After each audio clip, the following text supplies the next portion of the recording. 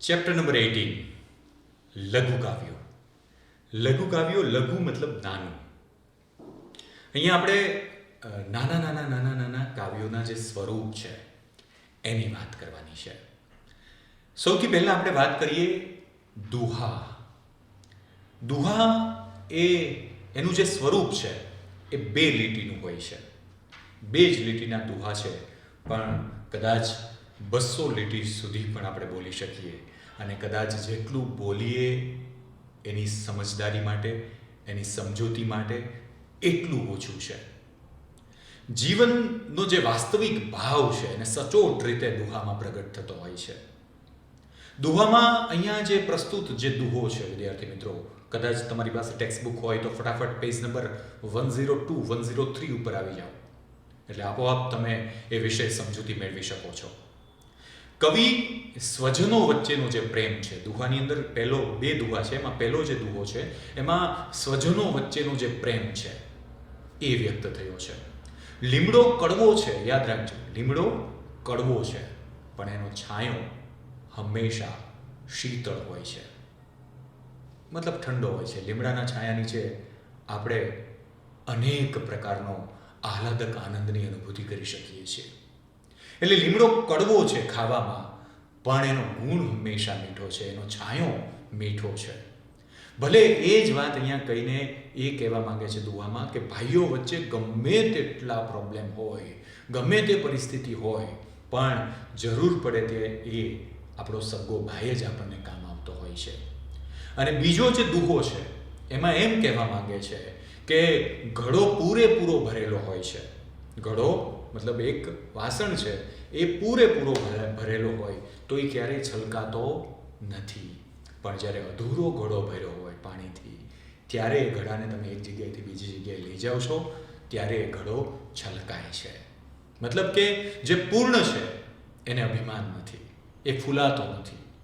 પણ આ જે દ્રષ્ટાંત આપીને અહીંયા બંને દુહાની અંદર આપણને સમજૂતી આપી છે એ આપણા જીવનમાં ઉમેરવા જેવી વાત છે. અને પહેલા જ દુહાની વાત કરીએ આપણે કે કડવા હોય લીમડા પણ શીતળ એની છાય. કડવા હોય લીમડા પણ શીતળ એની છાય, બાંધવ હોય અબોલડા તોય પોતાની ભાઈ. લીમડો ભલે કડવો હોય પણ એની છાય કેટલી મીઠી છે. એમ બાંધવ મતલબ ભાઈઓ ભલે અબોલડા હોય, કંઈક પ્રોબ્લેમ થયો, કંઈક તકલીફ થઈ, બંને વચ્ચેના મતભેદ થયા, બંને બોલતા નથી, પણ હા જરૂર પડશે ત્યારે એ સગ્ગો ભાઈ છે એ જ આપણી વચ્ચે બાંય ચડાવશે. કોઈ તકલીફ હશે તો એ જ આપણી સાથે આવશે કે ભાઈ હું તારી સાથે છું. આ છે ભાઈ, આ છે સંબંધ. સ્વાર્થ ચોક્કસ છે. આજની ખદબદી ગયેલા સમાજની અંદર સ્વાર્થ વૃત્તિ અત્યંત વધી છે, પણ પરિવારની જે સંવેદના છે, પરિવાર પ્રત્યેની જે મોહબ્બત છે, પરિવાર સાથેનો જે પ્રેમ છે એ કદાચ આપણે આજે નથી સમજી શકતા. એટલે લીમડો ભલે કડવો હોય પણ એની છાંય મીઠી છે.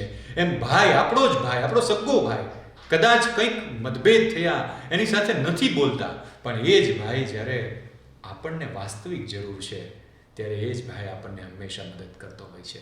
અને બીજા દુહામાં એમ કહે છે, જે જન પામે પૂર્ણતા તે કદી ન ફૂલાય.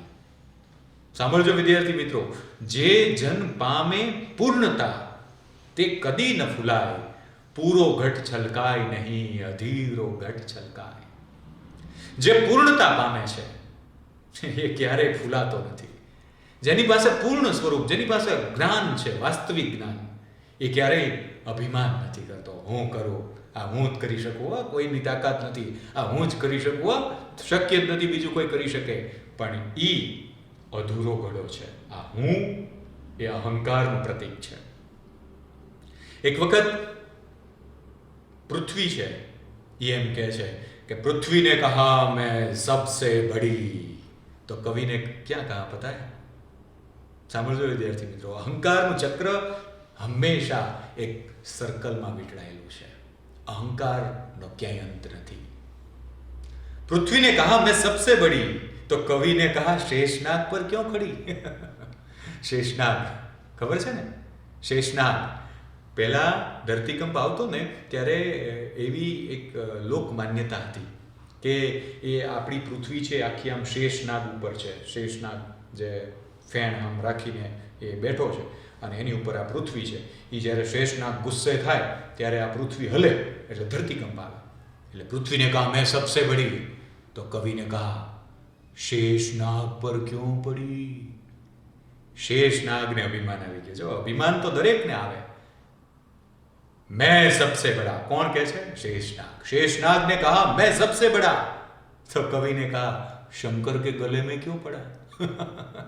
તો પછી તું સૌથી મોટો છો તો શંકરના ગળામાં કેમ વીંટળાયેલો છે? આપણે શંકરની મૂર્તિ જોઈએ, શંકરનો ફોટો જોઈએ, શંકર ભગવાનને યાદ કરીએ એટલે શંકર ભગવાનના ગળામાં પેલો શેષનાગ વીંટળાયેલો જ હોય એ તરત યાદ આવે. એટલે शेषनाग ने कहा मैं सबसे बड़ा, तो कवि ने कहा शंकर के गले में क्यों पड़ा. शंकर ने कहा मैं सबसे बड़ा. અભિમાન કોઈને છોડતો નથી. અભિમાનનું ચક્ર સતત ચાલતું રહે છે. એટલે કવિને કહા કૈલાસ પર્વત પર જાકર ક્यों પડા. હે, તો પછી તું જ સૌથી મોટો છો તો કૈલાસ પર્વત ઉપર શા માટે રહે છો? कैलाश पर्वत ने कहा मैं सबसे बड़ा. तो कवि ने कहा रावण के एक हाथ से क्यों खड़ा हुआ. આપણને એ ખબર નથી. એ કૈલાસ પર્વતને રાવણે આમ ઉચકી લીધો હતો. તો રાવણ તો અભિમાની હતો જ. रावण ने कहा मैं सबसे बड़ा. तो कवि ने कहा राम के एक बाण से क्यों मरा. राम के एक बाण से क्यों मरा. दरेक ने अभिमान. राम ने कहा मैं सबसे बड़ा. तो फिर भक्त के हृदय पर जाकर क्यों बसा. तो પછી ભક્તના હૃદયમાં કેમ વસે છો. અહીંયા એક સમજૂતીના ભાગ સ્વરૂપે હું તમારી સાથે વાત કરી રહ્યો છું કે અભિમાનનું જે ચક્ર છે. भक्त के हृदय पर जाकर राम ने कहा राम क्यों बसा. भगवान तू भक्त के हृदय पर क्यों है. तब भक्त ने कहा मैं सबसे बड़ा. भक्त ने अभिमान આવે છે. એટલે કવિ ने कहा पृथ्वी पर आकर क्यों पड़ा. फिर पृथ्वी ने कहा मैं सबसे बड़ी. शेषनाग पर क्यों पड़ी. ફરી એનું એ ચક્ર ચાલુ. આ અભિમાનનું ચક્ર છે, અહંકારનું ચક્ર છે. અને એટલે આ દુહામાં કવિ કહે છે કે જે જન પામે પૂર્ણતા તે કદી ન ફૂલાય. જે પૂર્ણ છે ક્યારેય ફૂલાતો નથી. પૂરો ઘટ છલકાય નહીં, અધૂરો ઘટ છલકાય. અધૂરો ઘડો પાણીથી ભરો પછી તમે આમ એક જગ્યાએથી બીજી જગ્યાએ લઈ જાઓ તો પાણી છલકાઈને બહાર નીકળે. પણ જે પૂરો હોય ભરેલો પછી એ ઘડાને લઈ જાઓ તો એ ક્યાંય છલકાતો નથી. આ બે દુહાની વાત આપણે કરી. આગળ વાત કરીએ શેખદમ આબુવાલા. મુક્તક કાવ્યનો પ્રકાર છે, લઘુ કાવ્યનો એક પ્રકાર છે મુક્તક. શેખદમ આબુવાલાની વાત કરીએ એટલે તરત જ ગુજરાતી મુશાયરો યાદ આવી જાય. શેખાદમ આબુવાલા અમદાવાદમાં તેમનો જન્મ થયો અને જર્મનીમાં તેમણે કામ કરેલું છે. વોઇસ ઓફ જર્મનીમાં હિન્દુસ્તાન રેડિયો વિભાગનું હિન્દી અને ઉર્દુમાં તેમણે સંચાલન કર્યું છે. ગુજરાતી ગઝલના વિકાસમાં મુશાયરાના પ્રતીક સ્વરૂપે શેખદમ આબુવાલાને ઓળખવામાં આવે છે. એમના દ્વારા લખાયેલી બોલાયેલી સરળ જે ભાષા શૈલી છે એ અદ્ભુત છે.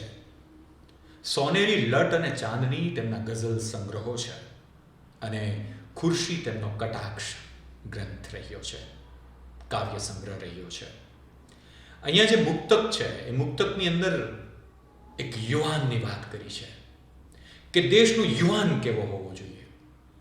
બેફિક્રી હોય એનામાં કોઈ મુશ્કેલીઓ માટે નિરાશ ન થઈ જતો હોવો જોઈએ. શેખાદમ આબુવાલા એમ કહે છે કે અમને નાખો જિંદગીની આગમાં. એક યુવાનની ફિલિંગ શું હોય છે, એક યુવાન કેવો હોય છે એમ કહે છે કે અમને નાખો જિંદગીની આગમાં. આગ મતલબ મુશ્કેલીઓ. જિંદગીની જે મુશ્કેલીઓ છે એમાં અમને જવા દો. મુશ્કેલીઓનો અમે સામનો કરીશું. અમને નાખો જિંદગીની આગમાં, આગને પણ ફેરવીશું બાગમાં. મુશ્કેલીઓ આવશે, એ આફત આવે તો એને અમે અવસરમાં બદલશું. અત્યારનું જે આખા દેશ, આખા વિશ્વનો જે સમય છે એક પ્રકારની આફત છે, એક પ્રકારની મુશ્કેલી છે, એક પ્રકારની કુદરતી આફત છે, એક ભયંકર રોગચાળો છે. અને છતાં એ આફતને અવસરમાં કેમ પરિણમવી એક યુવાનના હાથની વાત છે. યુવાન નમાલો ન હોવો જોઈએ, માયકાંગલો ન હોવો જોઈએ, એ નિરાશ ન થતો હોવો જોઈએ, એ કાયર ન હોવો જોઈએ. એ બાહોશ હોવો જોઈએ. અમને નાખો જિંદગીની આગમાં, આગને પણ ફેરવીશું બાગમાં. સર કરીશું સૌ મોરચા, બધા જ મોરચા, દરેક રસ્તાઓ અમે સર કરીશું. સર કરીશું સૌ મોરચા, મોતને પણ આવવા દો લાગમાં. મોત પણ અમારી પાસે આવશે તો અમે એનાથી પણ ડરવાના નથી, મૃત્યુની પરવા નથી. એક યુવાન કેવો હોવો જોઈએ. ઘણી નિષ્ફળતાઓ મળે, કેટલી નકારાત્મકતાઓ આપણી આસપાસ હોય, પણ નબળી વાત નહીં. पॉजिटिव हकारात्मकता मंजिल उन्हीं को मिलती है जिनके सपनों में जान होती है. पंख होने से कुछ नहीं होता, हौसलो से उड़ान ऊंची होती है. આ બુલંદ હौसલો ક્યાં હોઈ શકે? યુવાનમાં હોઈ શકે. એટલે શેખાદમ આબુવાલાની આ વાત ચોક્કસ વિદ્યાર્થી મિત્રો જીવનના છેલ્લા શ્વાસ સુધી યાદ રાખજો. પરીક્ષામાં તો ચોક્કસ આપણે યાદ રાખીશું, પણ બહુ જ મહત્વની વાત છે કે અમને નાખો જિંદગીની આગમાં, મુશ્કેલી અમારી સામે આવવા દો, આગને પણ ફેરવીશું બાગમાં. સર કરીશું સૌ મોરચા, મોતને પણ આવવા દો લાગમાં. એક વખત એક મોતની સામે કદાચ અમારે જજમવું પડે તો અમને એની બિલકુલ પરવા નથી. અને એવું જ બીજું મુક્તક હર્ષદ ત્રિવેદી લખે છે. હર્ષદ ત્રિવેદીના પરિચયની વાત કરીએ તો હર્ષદ અમૃતલાલ ત્રિવેદી, વતન સુરેન્દ્રનગર. એક ખાલી નાવ, રહી છે વાત અધૂરી, તારો અવાજ તારા વિના, તેમના કાવ્ય સંગ્રહો છે હર્ષદ ત્રિવેદીના. શબ્દાનુભવ, તેમનો વિવેચનાત્મક લેખોનો સંગ્રહ, રાજેન્દ્ર શાહના સોનેટ, અલંકૃતા, નવલકથા અને હું, આ તેમના સંપાદનો છે. હર્ષદ ત્રિવેદીનું જે આ મુક્તક છે, અને આ મુક્તક વિશે અને માણસ વિશેની જે અનુભૂતિ છે લખી છે. માણસ કેટલો સ્વાર્થી છે. માણસ ભીની મહેક નથી પણ અફવાઓ છે. કારણ કે માણસની વચ્ચે માણસ ખોવાયો છે. આ ખોવાઈ ગયેલો માણસ ક્યાં અટવાયો છે? તો કે સ્વાર્થમાં, ભ્રષ્ટાચારમાં, દગામાં, કંઈક એવી વ્યભિચારી પ્રવૃત્તિમાં અટવાયો છે માણસ. અહીંયા અવિશ્વાસનો જે ભાવ છે, માણસ પ્રત્યે અવિશ્વાસ છે. આજે વિશ્વાસ માણસ પ્રત્યે રહ્યો નથી. એક માણસને બીજા માણસ સાથેનો જે એક વિશ્વાસનો અતૂટ બંધન હોય છે એ તૂટી ગયું છે. ભરોસો નથી. બહુ જ અવિશ્વાસનો એક ચોટદાર વાત અહીંયા રજૂ કરી છે. માણસ એક પિંજરાનું એક નાનકડું પક્ષી, એ જ્યારે આઝાદ થાય છે અને એ પક્ષી જ્યારે માણસને જોવે છે ત્યારે એને એમ થાય છે કે આના કરતાં તો હું પિંજરામાં વધારે સેફ છું, કારણ કે મને માણસ ખુલ્લા આકાશમાં નહીં રહેવા દે. આ વાતને કેન્દ્રમાં રાખીને કવિ એમ કહે છે કે માણસના દંભ અને ડોળને ખુલ્લું પાડતું આ મુક્તક છે. માણસ કેટલો દંભી છે, બહારથી કેવો ડોળ કરતા શીખી ગયો છે.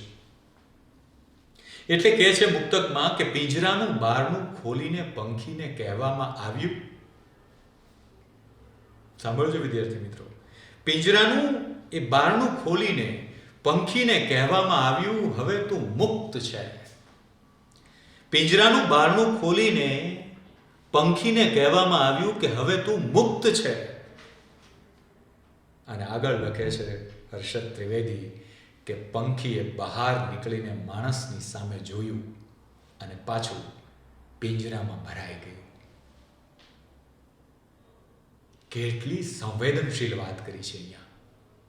માણસનો દમ, માણસનો ડોળ, માણસથી પશુ કેટલો ડરે છે. આ માણસનો તો સ્વભાવ છે. એકદમ શાંતિથી પક્ષીઓ ચણતા હોય તો ત્યાં પણ પથ્થર મારીને ટ્રાય કરી જોવે કે આ ઉડે છે કે નથી ઉડતા. એ જ પશુને કેવી રીતે શિકાર કરીને મારી શકાય એ પણ માણસ ટ્રાય કરી શકે છે. એટલે કહે છે પિંજરાનું બારણું ખોલીને પંખીને કહ્યું લે હવે તું મુક્ત છે. પંખી બહાર નીકળે છે, માણસની સામે જોવે છે અને ફરી પાછું પાંજરામાં આવી જાય છે. અહીંયા જે કટાક્ષ કર્યો છે મુક્તકમાં, માણસ એક જો સમજૂતી હોય આપણી પાસે તો આટલી વાતમાં જ આપણે બધી જ વાત સમજી શકીએ છીએ. આજનો એ સમય છે જેમાં આપણે પ્રાણીઓ પ્રત્યેની અનુકંપા નથી રહી, લાગણી નથી રહી, સંવેદના નથી રહી. અને એ જ પક્ષી માણસથી ડરતું થયું છે. એને કોઈ શિકારી પ્રાણીથી ડર નથી, માણસથી ડર છે. અહીંયા માણસના દંભ અને ડોલની વાત કરી છે. હવે વાત કરીએ લઘુ કાવ્યનો એ પ્રકાર જે છે હાઇકુ. ફ્લિપ ક્લાર્ક લેખક તરીકે કદાચ આપણે જો પરિચય મેળવીએ તો ફ્લિપ ક્લાર્ક જન્મ આણંદ જિલ્લાના શામરખા ગામમાં થયો હતો. શરૂઆતમાં શિક્ષક, ત્યારબાદ સરકારી અધિકારી તરીકે પણ તેમણે કામ કર્યું, સેવાઓ આપી. ટહુકી રહ્યું ગગન, સુરથી ગાજે વન, તે પહેલા તેમના કાવ્ય સંગ્રહો છે. બારી તેમનો લઘુ કથા સંગ્રહ છે. રીમઝીમ રીમઝીમ રમતા રમતા રાત પડી, સવારના તડકામાં તેમના બાળ સાહિત્યના સંગ્રહ છે. અને મોર્નિંગ વોક તેમનું હાસ્ય વ્યંગનું પુસ્તક છે. હાઇકુ એક જાપાનીઝ કાવ્ય પ્રકાર છે વિદ્યાર્થી મિત્રો. 5-7-5, 5 અક્ષર, 7 અક્ષર અને 5 અક્ષર, 3 લાઈન હોય છે. ખૂબ જ ટૂંકી વાત તમને હું કહું કે આટલું જ લખ્યું છે હાઇકુમાં. લીલું ઓઢીને પોઢ્યું તળાવ જાગ્યું પંખીની ચાંચે. લીલ, લીલ એટલે શું? તો કે જે એકદમ સ્થિર પાણી હોય ને એ લાંબો સમય પડ્યું રહે છે એક જગ્યાએ, એટલે નીચે એ લીલ કે શેવાળ એવો શબ્દ તમે સાંભળ્યો હશે, એ લીલ થઈ જાય છે, ચીકણું હોય છે, એક પ્રકારની વનસ્પતિ છે. એટલે લીલ ઓઢીને પોઢ્યું તળાવ. કેટલીક વખત એ લીલ નીચેથી તળાવના ઉપરના પડમાં પણ દેખાવા લાગે છે. અને ઉપરના પડ ઉપર દેખાય ત્યારે આમ તળાવ કેમ લીલી ચાદર ઓઢીને સૂતું હોય એવો અહેસાસ થાય, એવો ભાવ થાય, એવું આપણે જોઈ શકીએ. એટલે લીલ ઓઢીને પોઢ્યું તળાવ જાગ્યું પંખીની ચાંચે. અહીંયા પ્રકૃતિ પ્રત્યેની વાત છે. એ લીલ એક પર્યાવરણનો ભાગ છે, પક્ષી એ પર્યાવરણનો જ ભાગ છે. એટલે એક પક્ષી જ્યારે એ ચાંચ મારે છે ત્યારે એ આખી પ્રકૃતિમાં કેવો જીવ આવે છે એની વાત અહીંયા હાઇકુમાં કરી છે. હાઇકુ જાપાનીઝ કાવ્ય પ્રકાર છે. 5-7-5 એટલે ટોટલ 17 અક્ષરનો આ કાવ્ય પ્રકાર છે. 17 અક્ષરમાં કેવી મોટી વાત કરી દીધી છે. કદાચ પીએચડીનો થીસીસ લખી શકીએ એટલી વાત આ 17 અક્ષરમાં છપાયેલી છે. એક ચમકારાની જેમ એક ચિત્ર ખડું થાય છે. આમ કેવું ચિત્ર ઊભું થયું? એક લીલ ઓઢીને પોઢ્યું તળાવ, આખું ચિત્ર આપણી સામે ઊભું થઈ ગયું. અહીં જે હાઇકુ છે એમાં એક તળાવ પોઢીને સૂતું છે, મતલબ આરામથી તળાવ સૂતું હોય. તળાવ સૂતું હોય એવું આપણે સાંભળીએ તો કેવું લાગે, પણ તળાવ એકદમ શાંત, એની ઉપર લીલ શેવાળ, વર્ષોથી ક્યાંય ચહલપહલ નથી થઈ. એટલે કશો સંચાર નથી, જીવંતતા નથી ત્યાં એ તળાવમાં. એ કહેવા માંગે છે કોઈ જ જીવંતતા નથી, પરંતુ એક પક્ષી આવીને ચાંચ બોલે છે. પક્ષી એ લીલ ઉપર આમ ચાંચ મારે છે, ચાંચ બોલે છે અને તળાવ જાગી ઉઠે છે. અહીંયા પ્રકૃતિ અને પ્રકૃતિ સાથેની જે સંવેદના છે એની વાત કરી છે. એ તળાવ જાગી ઉઠે છે, જાણે સજીવતા આવી જાય છે. પ્રાકૃતિક ઘટના છે, પરંતુ અસ્તિત્વ કેમ જાગી ઉઠે છે એનું મધુર ચિત્ર અહીંયા રજૂ કર્યું છે. આ છે હાઇકુની તાકાત. બીજું હાઇકુ ધીરુ પરીખે લખ્યું છે. ધીરુભાઈ ઈશ્વરલાલ પરીખ જન્મ વિરમગામમાં થયો. ગુજરાત યુનિવર્સિટીમાં ગુજરાતી વિભાગના અધ્યક્ષ તરીકે તેમણે સેવા આપી, નિવૃત્ત પણ ત્યાં જ થયા. કંટકની ખુશ્બુ તેમની વાર્તા સંગ્રહ છે અને ઉઘાડ તેમના કાવ્ય સંગ્રહો છે. અગમપંચીમાં છપ્પા શૈલીમાં તેમણે 25 જેટલા કાવ્યો લખ્યા છે. આગિયા એમનો હાઇકુ સંગ્રહ છે. રાસયુગમાં પ્રકૃતિ નિરૂપણ એમનો શોધ પ્રબંધ છે. દેશ વિદેશના કવિઓ વિશેનો પરિચય આપતું પુસ્તક તેમણે આપ્યું છે. અને હા, નિષ્કુળાનંદ પદાવલી, 7 મહાકાવ્યો, 5 મહાકાવ્યો તેમના સંપાદન ગ્રંથો છે. અહીંયા જે હાઇકુ છે એ પણ એક પ્રકૃતિની જ વાત કરી છે, પણ સાથે સાથે એ પ્રકૃતિમાંથી માણસે શો બોધ લેવાનો છે એ કહે છે. કેટલી નાની વાત છે. 5-7-5 17 અક્ષરમાં શું કહે છે કવિ? કે પર્વત ટોચે પહોંચ્યું વાદળ સ્વયં ગયું વેરાય. ક્યાં પહોંચે છે વાદળ? વાદળ ધીરે ધીરે બંધાય. વાદળ જેમ જેમ જેમ જેમ ઉપર જાય છે ત્યારે વાદળ પાતળું બનતું જાય છે, હલકું બનતું જાય છે. એમ તમે જ્યારે સંપત્તિવાન બનો છો એમ તમે ધીરે ધીરે ધીરે ધીરે હલકા થઈ જવાનું છે, હળવા થઈ જવાનું છે. તમારું અભિમાન ઓગાળી નાખવાનું છે. અને મોટા માણસની આ જ ખાસિયત છે. અને એટલે જ અહીંયા જે હાઈકુ છે, વાદળ ઊંચે ઊંચે ઊંચે ચડતું જ જાય છે. જેમ ઊંચે ચડે છે એમ વાદળ હલકું બનતું જાય છે, એનો વજન ઘટતો જાય છે, અને વજન ઘટે છે માટે જે ઊંચે જાય છે. આપણે કેટલીક વાર કોઈ સંપત્તિવાન માણસને જોઈને એમ કહીએ છીએ કે આ માણસ કેટલો ડાઉન ટુ અર્થ છે. આમ આપણી સાથે હોય તો એમ ન લાગે કે અબજોપતિ આટલો સંપત્તિવાન વ્યક્તિ આપણી સાથે વાત કરી રહ્યો છે. હાઈકુ એ વાત આપણી સામે દર્શાવે છે કે તમે કદાચ સંપત્તિમાં, જ્ઞાનમાં જ્યાં પણ પહોંચ્યા હો, જેમ તમે ઉપર જાઓ છો એમ તમારા અભિમાનને જે છોડો છે, જે પડો છે, એને ઉખાડતા જાઓ.